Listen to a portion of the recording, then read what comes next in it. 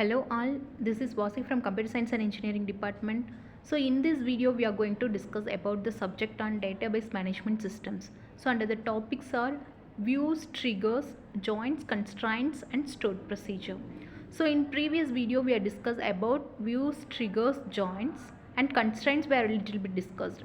So now we are going to discuss about the domain constraints then followed by the stored procedures. Okay. So these views and how we have to create a view and triggers, then so how we have to join, what are the types of joins, then constraints of Dbms. So these domain constraints, few values we are already discussed. Now we are going to continue the domain constraints with then other examples. The next one is a unique constraint. So this unique constraint, it constraint that require the presence of unique values in a column or group of column. It is known as the unique constraints. So which means it does not contain any duplicate values that are not allowed in the specific column. So that is called as a unique definition. The next one is a check constraints. So here the constraints for checking data. These constraints outline a requirement that must hold any placed into a column. For instance, a column with a definition check the criteria called age greater than 0 can only accept the greater than 0 value.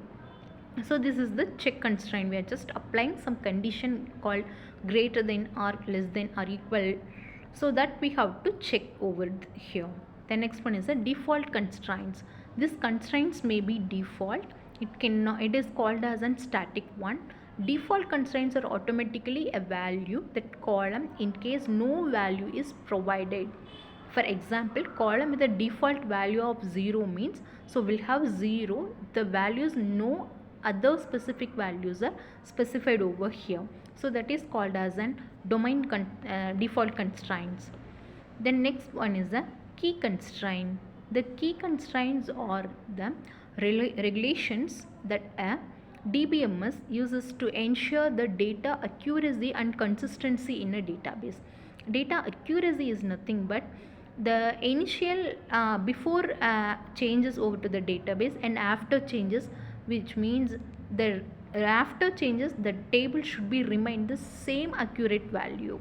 That is called as an data accuracy. So what are the operations we are using over to the database with the help of SQL commands, that should reminds the original accurate value, that is called as an accuracy.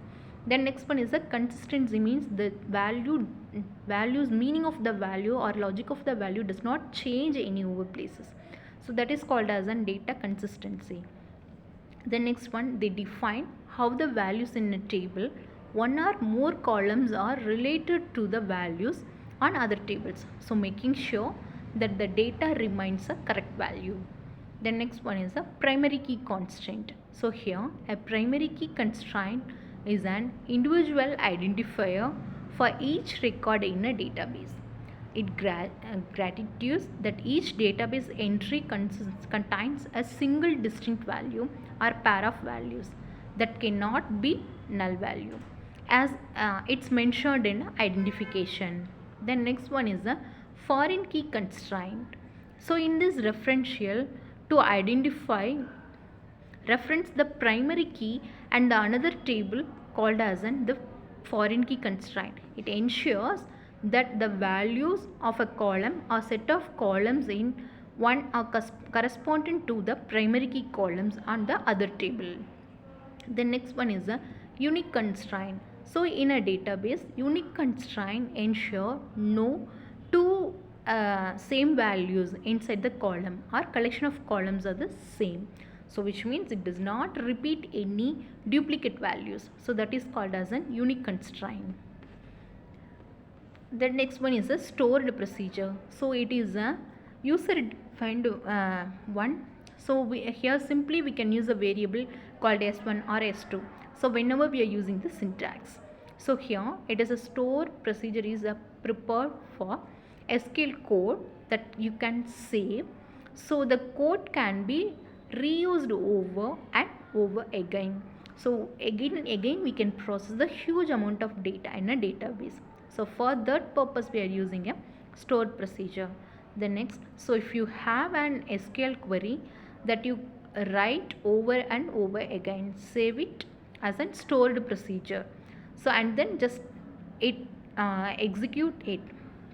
You can also pass parameters to a stored procedure so that the stored procedure can act based on the parameter values that is passed. Then stored procedure syntax is create procedure, procedure name as SQL statement, then go. Thank you.